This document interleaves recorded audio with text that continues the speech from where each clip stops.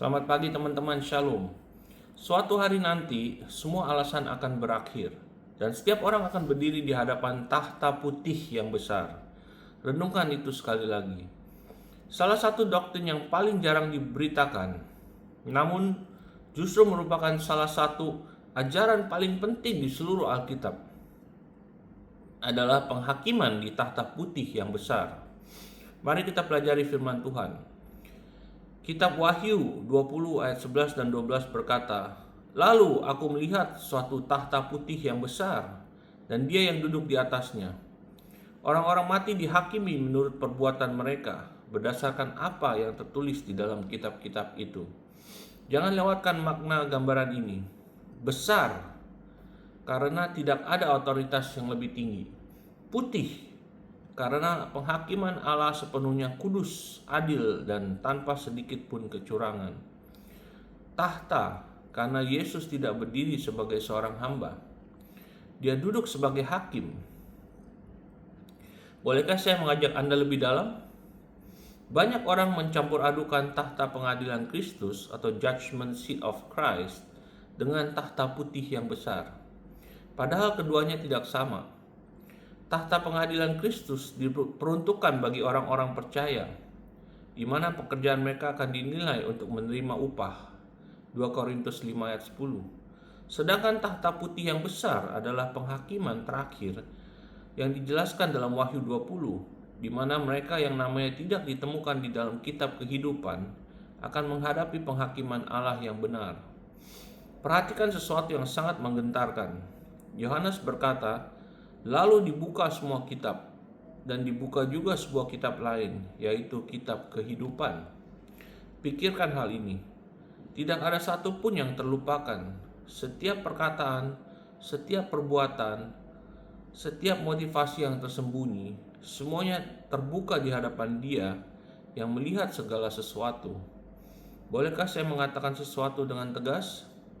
Pada hari itu, denominasimu tidak akan menyelamatkanmu. Kehadiranmu di gereja tidak akan menyelamatkanmu. Unggahanmu di media sosial tidak akan menyelamatkanmu. Iman orang tuamu tidak akan menyelamatkanmu. Berdiri di dekat orang Kristen pun tidak akan berarti apa-apa. Hanya satu pertanyaan yang akan menentukan segalanya. Apakah engkau benar-benar milik Yesus Kristus? Bolehkah saya mengajak Anda lebih dalam? Alkitab berkata di Ibrani 9 ayat 27, "Dan sama seperti manusia ditetapkan untuk mati hanya satu kali saja, dan sesudah itu dihakimi." Tidak ada banding. Tidak ada kesempatan kedua setelah penghakiman. Tidak ada tawar-menawar dengan sang hakim. Itulah sebabnya Injil adalah kabar yang begitu indah. Yesus telah menanggung hukuman yang seharusnya diterima oleh orang berdosa, sehingga setiap orang yang bertobat dan percaya kepadanya dapat menerima pengampunan dan hidup yang kekal. Bolehkah saya mengatakan sesuatu yang mungkin akan menyentuh hati Anda? Kita begitu sibuk memenangkan perdebatan, membangun popularitas, mengejar uang, dan menghibur diri, sampai kita lupa bahwa kita semua sedang berjalan menuju kekekalan. Setiap detak jantung membawa kita satu langkah lebih dekat untuk berdiri di hadapan Allah.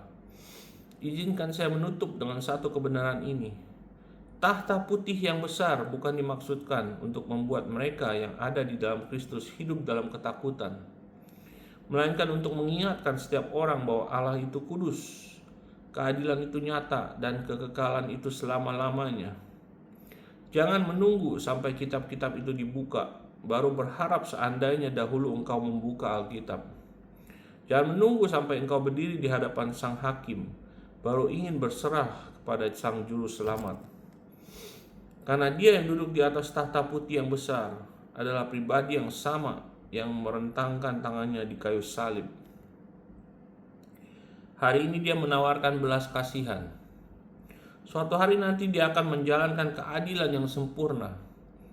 Pilihlah sang juru selamat sekarang, sebelum engkau bertemu dengannya sebagai hakim.